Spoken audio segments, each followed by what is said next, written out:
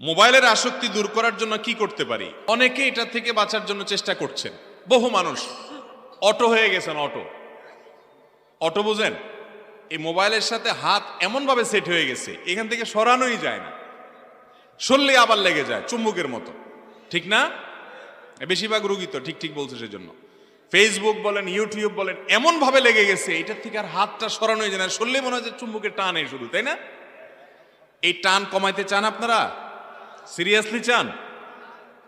একটা বুদ্ধি দেই, সিম্পল একেবারে। সেটা হলো, যাদের এই স্মার্টফোন এটা থেকে বাঁচতে পারছেন না, ফোন আপনাকে ব্যবহার করছে, আপনি ফোনকে ব্যবহার করছেন না, এডিকশন হয়ে গেছে, আসক্তি হয়ে গেছে, ডাইরেক্ট হয়ে গেছেন ডায়রিয়ার রোগীর মতো, বাঁচার জন্য কিছুদিনের জন্য এই স্মার্টফোনটা হয় বিক্রি করে ফেলে দেন, নাই করে ফেলে দেন, এবং প্রতিজ্ঞা করেন আগামী 6 মাস আমি একটা বাটনওয়ালা ফোন ব্যবহার করব। কথা কি বুঝাতে পারছি? বাটনওয়ালা ফোন টিপে জুত করতে পারবেন না, বেশি না, 6 মাসের একটা কোর্স করেন যে 6 মাস আমি বাটনওয়ালা ফোন ব্যবহার করব। দোস্তদেরকে বলে দিবেন, দোস্ত ফেসবুক আপাতত বাদ, কথাবার্তা হয় ডাইরেক্ট হবে, আর নাহলে ফোন করবা, আপাতত কোনো মেসেঞ্জার ফেসবুক নাই। 6 মাসের যদি একটা কোর্স করতে পারেন, এবং এই 6 মাস একা হলে হবে না, আরো কয়েকজন দোস্ত লাগবে যারা হিম্মত করবে যে আমরা বাস্তব জীবনে আসবো। ভাইরা আমার, এটা ঠিক যে আজ সোশ্যাল মিডিয়া আমাদের অনেক কিছু সহজ করে দিচ্ছে, আবার এটাও ঠিক যে ফেসবুকের কারণে আজকাল আমাদের আপন পর হয়ে গেছে, পর আপন হয়ে গেছে। মা বাপ চিনে না, ভাই বোন চিনে না, পাড়া প্রতিবেশী চিনে না, নিজের বাল্য বন্ধু, নিজের সহপাঠী চিনে না, কোথাকার কোন জেলার কোন ফ্রেন্ড চিনে, ঠিক না বে ঠিক?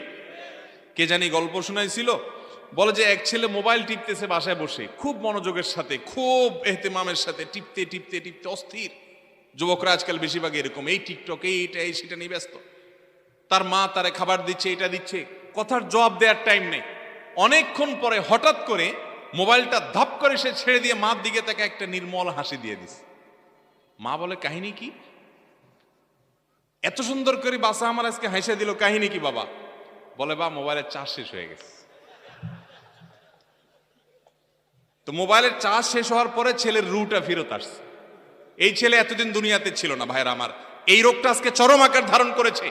এই রোগ থেকে মুক্তি ছাড়া দুনিয়াতেও কল্যাণ হবে না, আখিরাতেও কল্যাণ হবে না। বহু যুবক আছে, তার ছাত্র জীবন শেষ হয়ে গেছে, তার আখিরাত শেষ হয়ে গেছে, নামাজ শেষ হয়ে গেছে, শুধুমাত্র মোবাইল ফোনের এডিকশনের কারণে, ঠিক না ঠিক?